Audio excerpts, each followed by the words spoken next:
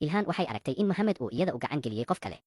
niyad jab baa qabsaday halka nasteexo ay sii waday ku jeesjeeska laga bilaabo maalintaas maxamed xitaa uu ka necbahay taabashada ilhaan. taasi waa sababta uu u qorsheeyey afduub si ilhaan mar kale ilmo uga weydo islamarkaana uu booskeeda ee uga qaato. ilhaan waxay ku amartay nasteexo inay aamusto, balse nasteexo waxay u sheegtay in moxamed horay u ogaa in waalidka ilhaan shil gaari geli doonaan, laakiin maadaama uu miro u iibinayay nasteexo wuu ilaaway inuu ilhaan u sheego. markaas ayay ilhaan fahamtay sababta moxamed ugu yimid.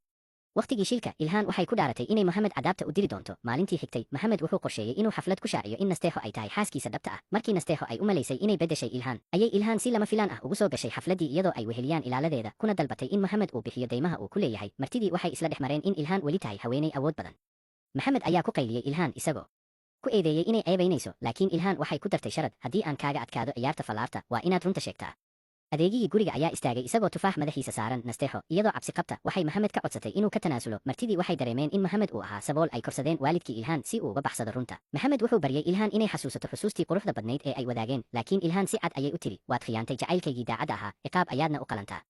markaas ayay fallaarta tuurtay. moxamed wuu guuldaraystay. ilhaan waxay ku qasabtay inuu aqbalo ciqaabta maadaama uu weli diiday qaladkiisa. ilhaan ayaa runta sheegtay: inaad shirkadda la wareegto awgeed, adiga ayaa sababay dhimashada waalidkay, sidoo kalena waad i khiyaantay. moxamed wuu naxay. ilhaan waxay ku dartay: maadaama aan joojiyey maalgelintii, hadda waa inaad bixisaa $5 bilyan.